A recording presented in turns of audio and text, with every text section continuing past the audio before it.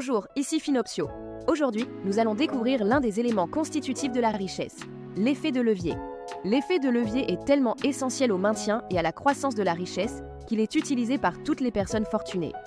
Si vous regardez le classement mondial des richesses en temps réel sur Forbes, vous verrez que toutes les personnes en tête de liste utilisent une stratégie à effet de levier, les sociétés cotées en bourse. Si l'on examine le 2024 Korean Wealth Report, publié par le KB Financial Group en Corée du Sud, on constate que le ratio dette totale actif pour les personnes disposant de plus de 10 billions de won d'actifs est de 87%. Les riches sont très friands de la stratégie d'emprunt à effet de levier. On peut même constater que ce ratio dette-actif augmente avec la taille de l'actif. Les riches aiment utiliser l'effet de levier de l'endettement pour acheter des actifs. À la fin de la vidéo d'aujourd'hui, vous serez en mesure d'éliminer votre peur de l'effet de levier et de comprendre qu'il s'agit d'un outil essentiel pour entrer dans la classe des riches. Et j'espère que vous ferez l'effort de comprendre tout ce qui est dit dans la vidéo parce que vous apprendrez tout sur l'effet de levier et vous augmenterez vos chances de devenir riche encore plus qu'avant. Qu'est-ce que l'effet de levier et pourquoi est-il devenu une stratégie incontournable pour les riches? Tout d'abord, définissons l'effet de levier. Nous définissons l'effet de levier comme une structure d'accumulation de richesse qui vous permet d'augmenter de manière significative la taille de vos rendements attendus en acquérant des ressources supplémentaires pour faire face à la concurrence à un coût relativement faible. Examinons quelques exemples classiques, le premier étant l'embauche de mercenaires en temps de guerre. La ressource nécessaire pour mener une guerre, la puissance militaire, est très difficile à accroître rapidement. Il faut beaucoup de temps et d'efforts pour développer une armée. Dans ce cas, le nombre de pays ennemis qui gagneraient à être envahis est limité par votre puissance militaire actuelle. À ce stade, nous pouvons envisager d'engager des mercenaires. Si la demande de mercenaires est faible parce que les guerres sont peu fréquentes et que l'offre de mercenaires est élevée parce qu'il existe un grand nombre de mercenaires entraînés dans le monde entier, nous pouvons engager un grand nombre de mercenaires à un coût relativement faible, ce qui est une ressource nécessaire pour la guerre. Nos options deviennent alors très larges. Le nombre de pays ennemis que nous pouvons envahir augmente, et l'ampleur des gains militaires que nous pouvons escompter s'accroît considérablement. L'engagement de mercenaires correspond donc à la définition même de l'effet de levier. L'exemple suivant est celui d'une franchise. Gérer un restaurant seul demande beaucoup de temps et de travail.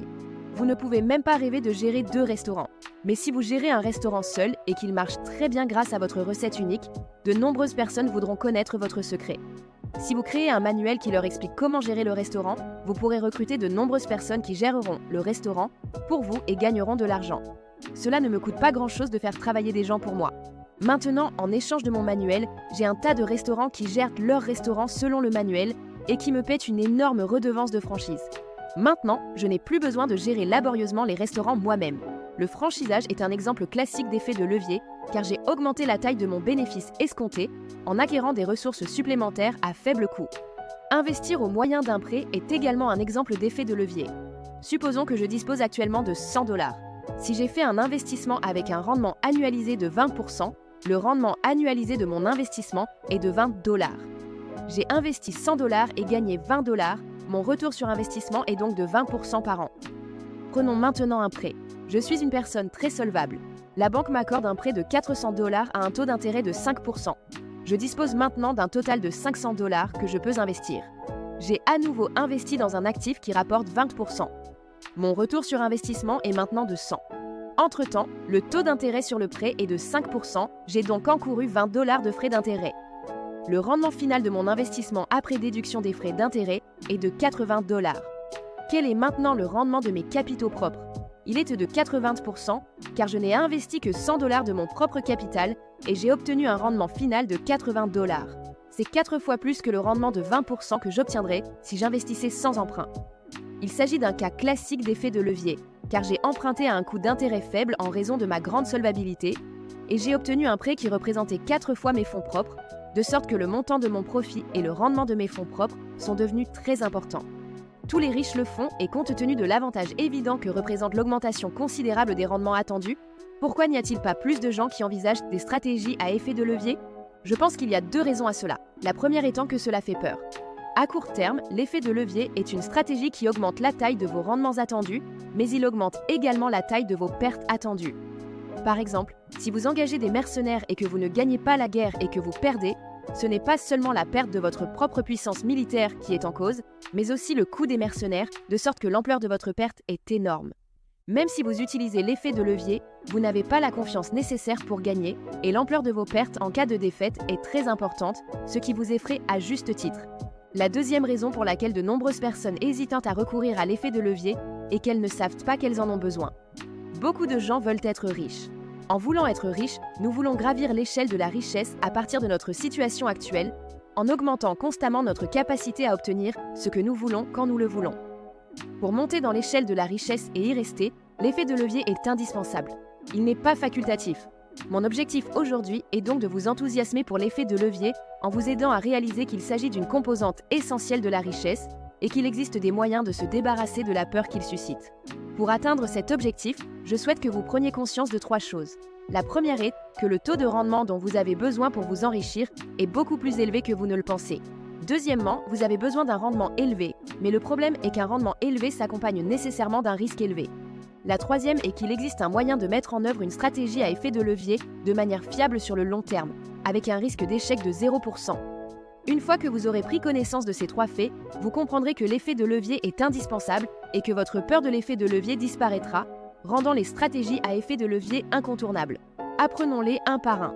La première chose à savoir sur la nécessité de l'effet de levier est que le taux de rendement dont nous avons besoin pour devenir riches est beaucoup plus élevé que nous ne le pensons. L'inflation a récemment atteint une intensité inégalée depuis les années 1980, si bien que de nombreuses personnes se rendent compte que l'inflation peut leur rendre la vie difficile, même si elle ne bouge pas. Mais je ne pense pas qu'ils aient une idée très concrète du rendement de leurs investissements dont ils ont besoin pour vaincre l'inflation et rester riches. Pour avoir une idée approximative des rendements d'investissement nécessaires pour gravir l'échelle de la richesse, prenons un exemple. Calculons le taux de rendement nécessaire pour passer de la classe moyenne à la richesse aux États-Unis sans avoir le moindre bien à hériter.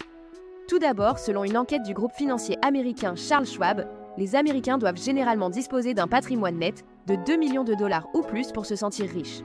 Sur cette base, calculons le retour sur investissement approximatif nécessaire pour qu'un Américain de la classe moyenne puisse posséder une maison d'une valeur d'environ 2 millions de dollars.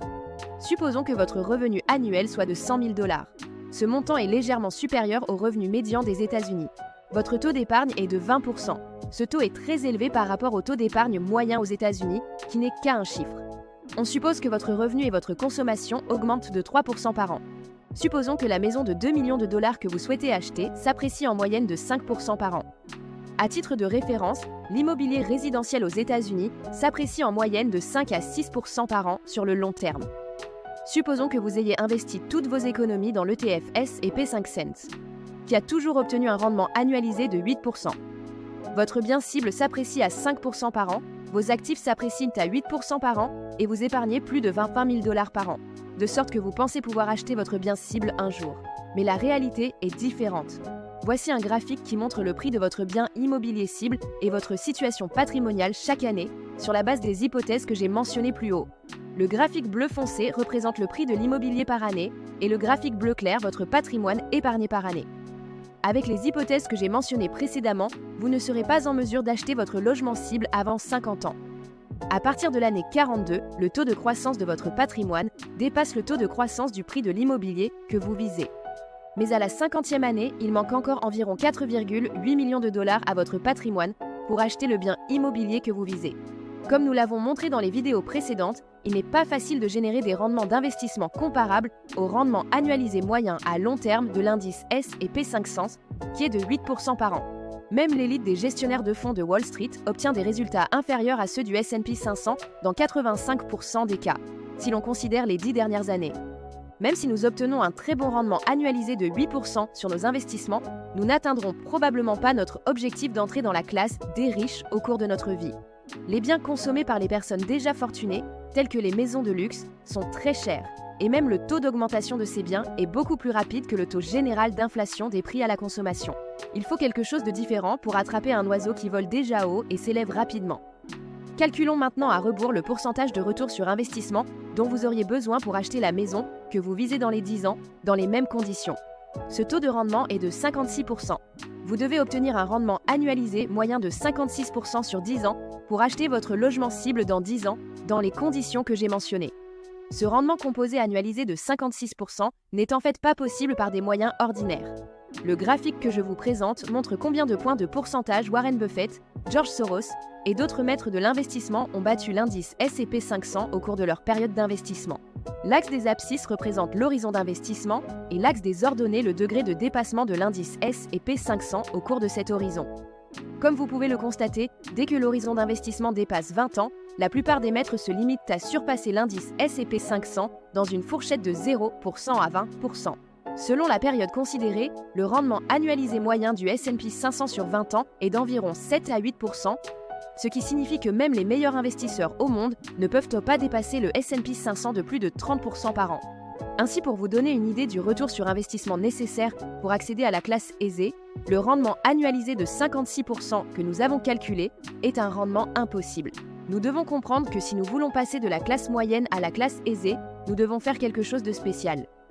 À ce stade, certains d'entre vous se disent peut-être « N'est-il pas possible que l'immobilier entame un déclin à long terme ?» ou « Pourquoi ne pas utiliser d'autres biens et services comme référence pour accéder à la classe aisée au lieu de l'immobilier ?» Mais quoi qu'il arrive, cela ne change rien au fait que votre ticket pour la richesse est comme un oiseau qui vole haut et vite. Pour comprendre cela, il faut comprendre ce qu'est l'inflation. Comment les prix sont-ils déterminés ? Les prix sont calculés en divisant la demande, calculée comme la masse monétaire multipliée par la vitesse de circulation de la monnaie, par la production. La masse monétaire est la quantité totale de monnaie fiduciaire en circulation sur le marché. La vitesse de circulation de la monnaie est le nombre de fois qu'une unité de monnaie est utilisée pour acheter des biens ou des services au cours d'une période donnée. Il ne s'agit pas d'une variable très importante à long terme, car elle varie généralement entre 1 et 2, sans mouvement significatif à long terme. La masse monétaire multipliée par la vitesse de circulation de la monnaie est égale à la demande, qui est le montant total d'argent utilisé pour acheter des biens ou des services au cours d'une période donnée. La quantité totale de biens ou de services produits et mis sur le marché au cours d'une période donnée est appelée production. Les prix, calculés de cette manière, augmentent indéfiniment à long terme. Pourquoi cela se produit-il ? Il y a de nombreuses raisons, mais la plus fondamentale est que la masse monétaire est libre de croître par consensus social, alors que la production est limitée par les contraintes de la réalité. En termes simples, la masse monétaire peut passer de 100 $ aujourd'hui à 1000 $ demain, tant qu'il existe un consensus social. Elle peut croître librement à tout moment tant qu'il existe un consensus social. De plus, les acteurs économiques ont tous un fort penchant en faveur de l'augmentation de la masse monétaire. Aimez-vous les gouvernements et les banques centrales qui facilitent l'emprunt ? Aimez-vous les gouvernements et les banques centrales qui rendent difficile le fait d'emprunter librement ? Étant donné que les hommes politiques, les citoyens et les entreprises ont tous un penchant pour les gouvernements et les banques centrales qui facilitent l'emprunt, la masse monétaire a tendance à continuer d'augmenter, à moins que quelque chose de spécial ne se produise. D'autre part, il existe des contraintes réalistes à la croissance infinie de la production. Tous les biens et services sont produits et vendus grâce à une combinaison de travail, de capital et de technologie. Quelle que soit la volonté des gens, s'il y a une pénurie de main-d'œuvre, de capital et de technologie aujourd'hui, la production ne peut pas simplement augmenter demain. Vous ne pouvez pas construire une maison demain s'il y a une pénurie de maisons aujourd'hui, et vous ne pouvez pas avoir un hôpital près de chez vous demain s'il y a une pénurie d'hôpitaux autour de vous aujourd'hui. Étant donné que la quantité de monnaie augmente indéfiniment par accord entre les personnes et que la production augmente lentement en raison de contraintes réalistes, les prix ne peuvent augmenter qu'à long terme. Il y a ici 2 points importants. Le premier est que plus les biens ou les services sont rares et difficiles ou impossibles à produire, plus les prix augmentent rapidement et il s'agit généralement de biens que les riches consomment déjà ou veulent consommer lorsqu'ils deviendront riches. Deuxièmement, si ceux qui ont le pouvoir d'achat achètent un bien ou un service particulier plus tôt et en réduisent ainsi la quantité sur le marché, ceux qui sont en retard sont obligés de payer plus cher pour la même chose. Grâce à ces 2 points, le billet de la richesse s'envole déjà très haut et très vite. Qu'il s'agisse d'une montre de luxe, d'un sac, d'une voiture, de bijoux, de biens immobiliers, de crypto-monnaies, d'un diplôme d'une université prestigieuse, ces choses qui sont difficiles à produire et les riches les achètent en premier. Les prix sont déjà élevés et ils augmentent encore davantage.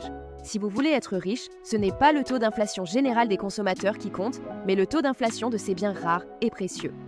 Ainsi, quelle que soit votre mesure de la richesse, ou même si les prix de l'immobilier sont en baisse, il est difficile d'échapper à la structure que j'ai décrite. Si vous commencez au niveau de la classe moyenne et que vous voulez accéder à la classe aisée, vous devez avoir un taux de rendement énorme. Pour accéder à la classe aisée, nous devons surpasser les autres sur le plan de la concurrence. C'est la première chose dont je veux parler. Deuxièmement, les rendements élevés s'accompagnent nécessairement d'un risque élevé. Nous devons rechercher des rendements élevés pour devenir riches, mais nous devons reconnaître que les rendements élevés s'accompagnent nécessairement d'un risque élevé. Ce n'est qu'en résolvant ce problème que nous pourrons accéder à la classe des riches. Pourquoi un rendement élevé s'accompagne-t-il nécessairement d'un risque élevé? Pour comprendre la relation entre le risque et le rendement, il faut comprendre le concept de marché parfaitement concurrentiel. Un marché parfaitement concurrentiel est un marché qui remplit les 6 conditions suivantes. La première condition d'un marché parfaitement concurrentiel est la présence d'un grand nombre d'acteurs sur le marché. Sur un marché parfaitement concurrentiel, il y a suffisamment de vendeurs et d'acheteurs pour qu'aucun vendeur ou acheteur individuel ne puisse avoir une influence absolue sur le prix du marché. En outre, ce grand nombre de participants empêche qu'une transaction ne puisse avoir lieu en raison d'un manque d'acheteurs ou de vendeurs. La deuxième condition est l'homogénéité des biens et des services. Dans un marché parfaitement concurrentiel, les biens échangés sont tous de même qualité. Par conséquent, les acheteurs choisissent le produit qu'ils achètent en se basant uniquement sur le prix. La troisième condition est l'égalité de l'information. Tous les acteurs du marché disposent de la même information. Comme il n'y a pas d'écart d'information entre les participants, il est difficile pour l'une des parties d'obtenir un avantage dans une transaction. La quatrième condition est la liberté d'entrée et de sortie. Tous les acteurs du marché sont libres d'entrer et de sortir du marché sans obstacle économique, juridique ou technique. La cinquième condition est que les participants au marché soient tous des preneurs de prix. Personne n'a la volonté ou la capacité d'ajuster les prix. Tous les participants acceptent les prix formés sur le marché tels qu'ils sont. La sixième condition est qu'il n'y ait pas de coût de transaction. Personne n'est empêché de participer au marché parce qu'il faut beaucoup de temps pour négocier une transaction, beaucoup de temps pour trouver des informations ou parce que les frais de transaction sont élevés. Un marché réunissant ces 6 conditions est appelé marché parfaitement concurrentiel. À quoi ressemble ce marché? Examinons un marché parfaitement concurrentiel pour les hamburgers. Actuellement, le prix d'un hamburger est de 10 $. Tout le monde s'accorde à dire que ce hamburger a une juste valeur de 10 $, car ce prix est le fruit d'un consensus entre de nombreuses personnes qui disposent toutes des mêmes informations sur ce hamburger. Que penseraient les acteurs du marché si j'affirmais soudainement que ce hamburger vaut en réalité 8 $ et que je souhaite l'acheter pour 8 $? Personne ne me vendrait le hamburger pour 8 $, car il n'y a aucune raison de le faire. Personne ne serait dupé par le mensonge selon lequel le hamburger vaut en réalité moins que le prix du marché, car tous les acteurs du marché disposent des mêmes informations. Et il y a beaucoup d'acheteurs sur le marché qui achèteraient le hamburger pour 10 $, il n'y a donc aucune raison de me vendre le hamburger pour 8 $. En d'autres termes, sur un marché parfaitement concurrentiel, les prix reflètent fidèlement la valeur et il est impossible d'acheter quelque chose à un prix inférieur à sa valeur. Considérons maintenant le cas où le marché boursier est un marché parfaitement concurrentiel. Une action se négocie actuellement à 10 $ sur le marché. Comme ce marché boursier est un marché parfaitement concurrentiel, cela signifie que la juste valeur de cette action, négociée par tous les acteurs du marché disposant de la même information, est de 10 $. J'ai beau prétendre que cette action présente en réalité un risque important et que sa juste valeur est de 8 $, il n'y a pas une seule personne qui me la vendra pour 8 $. Personne n'est dupe de mon mensonge parce que le prix du marché, qui est le résultat de la négociation de tous avec la même information, est très intelligent. L'intelligence collective exprimée par le prix du marché est très intelligente. Si le marché boursier est un marché parfaitement concurrentiel, alors le prix du marché des actions que nous voyons est toujours le juste prix. Il n'y a pas de possibilité d'acheter des actions sous-évaluées. Le seul moyen de battre le marché global à long terme est d'acheter régulièrement des actions sous-évaluées, mais comme vous ne devez acheter que des actions évaluées à leur juste valeur à chaque fois, personne ne pourra jamais battre la performance du marché global à long terme. Posons maintenant une question importante. Le marché boursier dans le monde réel est-il proche d'un marché parfaitement concurrentiel? Ou est-il plus proche d'un monopole parfait? Un marché parfaitement monopolistique est l'opposé d'un marché parfaitement concurrentiel. Il s'agit d'un marché où il existe un acteur qui détient le pouvoir absolu et qui fixe le prix du marché et monopolise les bénéfices de l'ensemble du marché de manière discriminatoire. À quoi ressemble le marché boursier? Dans la réalité, les marchés boursiers ne sont pas parfaitement concurrentiels à 100%, mais ils en sont très proches et de nombreux éléments le prouvent. Revenons sur ce que nous entendons lorsque nous disons que le marché boursier est un marché parfaitement concurrentiel. Comme je l'ai indiqué il y a un instant, un marché parfaitement concurrentiel est un marché où s'échangent des biens et des services homogènes. Par exemple, si le marché des hamburgers est un marché parfaitement concurrentiel, cela signifie que les hamburgers échangés ont tous le même goût et la même quantité. En effet, les hamburgers sont un produit dont la demande est déterminée par la saveur et la quantité. Que signifie l'homogénéité des actions, en revanche? Les actions sont des produits d'investissement qui sont échangés parce qu'ils vous donnent un rendement en échange d'une prise de risque.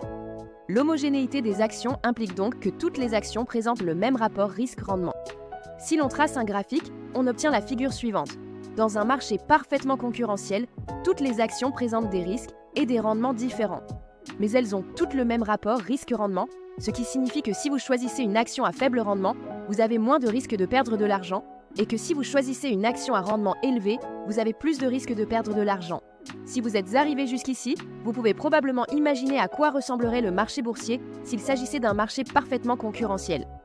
À court terme, les personnes qui choisissent des actions présentant des risques similaires à ceux de C peuvent obtenir des rendements très élevés. Par exemple, s'ils ont 70% de chances de perdre de l'argent, mais qu'ils sont assez chanceux pour éviter cette probabilité, ils auront un rendement beaucoup plus élevé à tout moment que les personnes qui ont choisi A ou B. Toutefois, plus l'horizon d'investissement est long, plus il est probable que le retour sur investissement sera le même, que vous choisissiez A, B ou C. En effet, les personnes qui choisissent C seront plus susceptibles de perdre de l'argent que les autres. En effet, ceux qui choisissent C gagneront plus d'argent que les autres lorsqu'ils le feront, mais ils perdront aussi plus souvent de l'argent que ceux qui choisissent A ou B. En fin de compte, une caractéristique importante d'un marché boursier parfaitement concurrentiel est que l'acte de choisir une action n'est pas très significatif. Pour simplifier un peu les choses, imaginons que l'on joue à pile ou face. Imaginez que vous jouez à un jeu dans lequel vous gagnez si vous obtenez un grand nombre de faces. La première ou les deux premières fois, il y a un gagnant et un perdant évident. Mais que se passe-t-il si vous jouez à pile ou face 1000 fois, et si vous la lancez 10 000 fois? Plus le nombre de fois où vous la retournez est élevé, plus tous les participants au jeu se rapprochent d'un nombre similaire de faces. L'essence des 50% de chances de tomber sur pile est quelque chose qui se révèle au fil du temps. En d'autres termes, si le marché boursier est similaire à un marché parfaitement concurrentiel, il y aura clairement des gagnants et des perdants lorsque l'horizon d'investissement est court. Mais au fil du temps, tout le monde obtiendra des rendements similaires. Examinons maintenant le marché boursier dans le monde réel. Cette figure montre le pourcentage de fonds à grande capitalisation aux États-Unis qui ont battu l'indice S&P 500 au cours de l'année écoulée. Sur un horizon d'investissement court d'un an, 43% des fonds battent l'indice S&P 500. Si l'on porte cet horizon à 5 ans, le pourcentage de fonds ayant surperformé l'indice S&P 500 tombe à 23%. Si nous augmentons à nouveau cette période, cette fois-ci à 10 ans, le pourcentage tombe à 15%. À mesure que nous augmentons l'horizon temporel, le pourcentage de fonds qui surpasse les rendements globaux du marché diminue. Ce phénomène est caractéristique d'un marché parfaitement concurrentiel. Il n'est pas surprenant que le marché boursier présente les caractéristiques d'un marché parfaitement concurrentiel. Les marchés boursiers modernes étant en ligne et de plus en plus ouverts à d'autres pays, les participants au marché sont très nombreux. Le fossé de l'information entre les participants au marché se réduit également avec le développement des médias, d'autant plus que, contrairement au passé, la loi interdit strictement les transactions utilisant des informations d'initiés, de sorte que le fossé de l'information entre les participants au marché ne peut pas être complètement éliminé, mais il se réduit. La liberté d'entrée et de sortie est également une caractéristique qui devient de plus en plus forte. À mesure que le capitalisme progresse, le capital excédentaire s'accumule et une grande partie de ce capital excédentaire est investi dans des actifs à risque. Cette tendance ne fera que s'accentuer, de sorte que si vous avez une idée, il sera de plus en plus facile de créer une entreprise et de la faire entrer en bourse. De même, la sortie du marché boursier devient de plus en plus facile au fur et à mesure que l'histoire du capitalisme progresse, car de nombreuses entreprises développent leur capacité de fusion et d'acquisition. En raison des caractéristiques susmentionnées, la marge de manœuvre d'un individu ou d'un groupe pour manipuler les prix a été considérablement réduite. De nombreux acteurs du marché boursier effectuent des transactions en acceptant le prix du marché. Les coûts de transaction diminuent également en raison du développement des médias et de la concurrence entre les sociétés de courtage pour réduire les frais de transaction. Nous vivons dans un monde où de nombreuses personnes peuvent facilement obtenir des informations sur les actions et négocier des actions dans le monde entier à des coûts de transaction peu élevés. Les conditions décrites ci-dessus garantissent de plus en plus que les prix des actions sont équitables, compte tenu des risques et des rendements escomptés. Dans une certaine mesure, ces 6 conditions sont remplies, ce qui explique que les marchés boursiers du monde réel, bien qu'ils ne soient pas parfaits, présentent les caractéristiques d'un marché parfaitement concurrentiel. Bien sûr, comme je l'ai dit, certains éléments indiquent que le marché n'est pas parfaitement concurrentiel à 100%. Tout d'abord, il y a certainement des investisseurs qui ont surperformé le marché dans son ensemble sur le long terme. Le fait qu'il existe un petit nombre de techniciens capables de jouer à pile ou face des dizaines de milliers de fois et d'obtenir toujours plus de têtes que de queues suggère qu'il ne s'agit pas d'un marché parfaitement concurrentiel à 100%.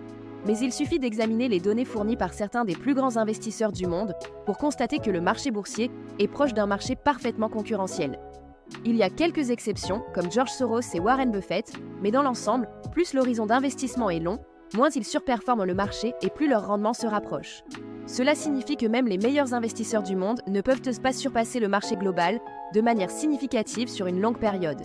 Ce que nous disons donc, c'est que le marché boursier n'est pas parfaitement concurrentiel à 100%, mais qu'il est proche de la concurrence parfaite. Vous devriez maintenant être en mesure de comprendre ce graphique. Les investissements dont le rendement attendu est très élevé présentent nécessairement un risque élevé. Si nous voulons être riches, nous avons besoin de rendements très élevés, et pour y parvenir, le risque est nécessairement élevé. Nous devons résoudre ce problème pour entrer dans la classe des riches. La troisième chose que je veux que vous sachiez, c'est qu'il existe un moyen de réduire le risque tout en recherchant des rendements élevés. Et c'est une bonne chose. De nombreuses personnes l'utilisent pour accéder plutôt que d'autres à la classe des riches et pour le rester. Comment y parviennent-ils? Il y a 2 choses que vous pouvez apprendre pour réduire vos risques tout en recherchant des rendements élevés. La première est de savoir comment gagner dans un monde complexe. La seconde est de savoir comment utiliser l'effet de levier de manière fiable. Examinons chacun de ces éléments. Plus tôt dans la vidéo, nous avons appris comment l'effet de levier peut être utilisé pour transformer un rendement annualisé de 20% en un rendement annualisé de 80%. Il reste donc 2 défis à relever. Le premier est que nous devons réduire la probabilité d'échec à près de 0%. Car lorsque vous utilisez l'effet de levier, les pertes sont trop importantes en cas d'échec. Deuxièmement, lorsque vous utilisez l'effet de levier, comme dans le cas d'un prêt, il y a généralement un capital et des intérêts que vous devez rembourser chaque mois. Et il y a une date d'échéance à laquelle vous devez sortir de la stratégie de l'effet de levier. Lorsque vous utilisez l'effet de levier, vous ajoutez un ensemble de règles au jeu et vous devez apprendre à gagner en respectant ces nouvelles règles. Heureusement, il existe un moyen de résoudre ces 2 problèmes. Le premier élément de connaissance dont vous avez besoin pour comprendre comment procéder est comment gagner dans les systèmes complexes. Nous avons déjà abordé les principes de base nécessaires pour gagner dans les systèmes complexes dans la dernière vidéo. Si vous ne connaissez pas ces principes, vous devriez absolument apprendre comment gagner dans un monde complexe en cliquant sur le lien en haut à droite. Comme nous l'avons appris, les systèmes simples ont une structure simple de cause et d'effet, de sorte qu'il est facile de déterminer la cause d'un effet en observant seulement quelques phénomènes. Les systèmes complexes, en revanche, ont une structure de cause et d'effet très complexe. En observant un seul phénomène, l'esprit humain ne peut jamais saisir la structure complète de la cause et de l'effet. Il faut donc formuler quelques hypothèses fortes, puis observer un grand nombre de phénomènes correspondant à ces hypothèses sur une longue période afin d'identifier les facteurs clés qui influencent le résultat. Appliquez ensuite les facteurs clés que vous avez trouvés et vous y tenir pendant une longue période, quoi qu'il arrive, est la structure de base pour gagner dans les systèmes complexes. Bien sûr, dans un monde complexe, il y a trop de facteurs qui influencent un résultat particulier et trop de relations entre eux, donc même si vous trouvez les facteurs clés, vous ne réussirez pas toujours. Mais même en cas d'échec, vous devez rester fidèle à votre stratégie et, à long terme, la valeur réelle de votre stratégie commencera à se manifester dans vos résultats. Bien sûr, la capacité à trouver les éléments clés est importante. Mais ce qui est encore plus important, c'est de s'en tenir à une stratégie particulière pendant une longue période sans en changer. Prenons l'exemple d'une stratégie qui investit dans l'ETF S&P 500. Cette stratégie consiste à investir dans 500 actions de grande capitalisation représentatives de leur secteur d'activité, sélectionnées par le cabinet d'études de marché mondial S&P. Il s'agit d'une assez bonne stratégie qui vous permettra d'obtenir une performance moyenne par rapport à l'ensemble du marché, mais ce n'est pas une excellente stratégie. En effet, de nombreux autres facteurs ont un impact beaucoup plus positif sur les rendements attendus des cours boursiers que le facteur action représentative des grandes capitalisations par secteur d'activité. Cependant, même une stratégie décente d'achat d'ETF S&P 500 peut réduire considérablement le risque si l'on maintient le cap. Le graphique que vous voyez montre le rendement total de l'indice S&P 500 en supposant que vous réinvestissiez tous les dividendes que vous avez reçus. Naturellement, selon le moment où vous avez investi, vous aurez des années où vous perdrez de l'argent et d'autres où vous en gagnerez régulièrement.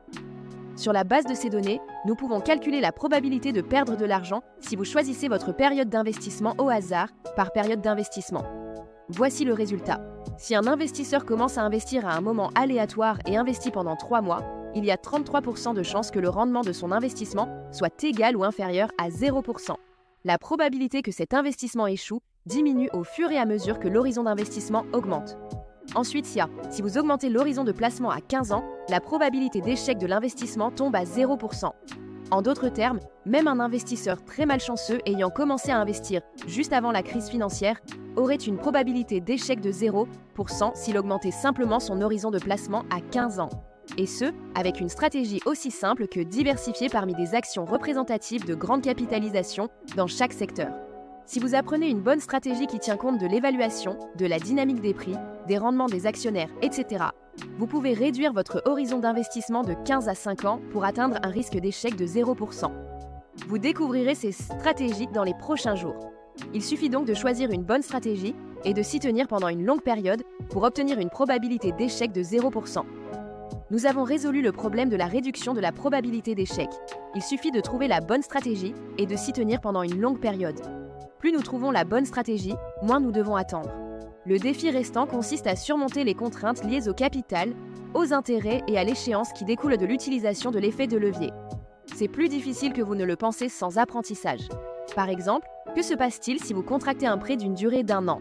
Vous devez maintenir votre stratégie d'investissement pendant au moins 5 ans, mais au bout d'1 an, il est impossible de maintenir votre stratégie d'investissement car vous devrez rembourser l'emprunt. Dans ce cas, la probabilité d'échec de la stratégie à effet de levier est très élevée.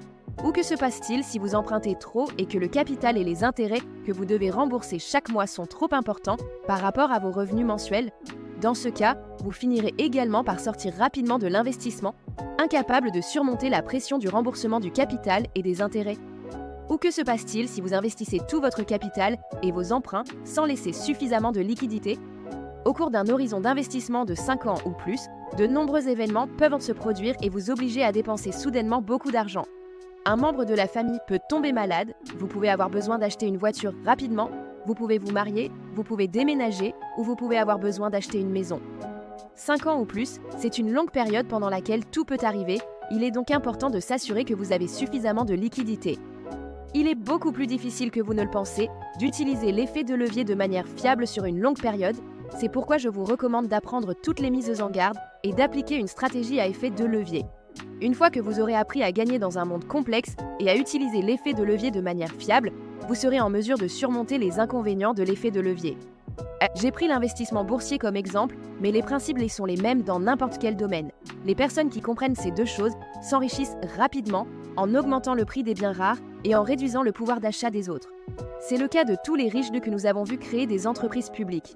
Ils ont trouvé la bonne stratégie, l'ont poursuivie sur le long terme et l'ont utilisée de manière fiable pendant longtemps grâce à une méthode supérieure de collecte de capitaux sans capital et sans échéance, les actions cotées en bourse. De même, les riches de Corée du Sud se sont enrichis parce qu'ils se sont tenus à une stratégie consistant à posséder des biens immobiliers dans un pays en pleine croissance où l'offre était limitée et qu'ils ont utilisé l'effet de levier pendant longtemps grâce à un produit de prêt à longue échéance appelé hypothèque immobilière. Si vous êtes arrivé jusqu'ici, je pense que nous avons atteint l'objectif de cette vidéo que j'ai mentionné au début de celle-ci. J'espère que vous comprenez que l'effet de levier est une nécessité et que la seule raison pour laquelle vous avez peur de l'effet de levier est que vous n'avez pas les connaissances nécessaires. Jusqu'à présent, nous avons découvert les composantes de la richesse, de la liquidité et du crédit, et nous avons terminé notre étude avec la troisième composante, l'effet de levier.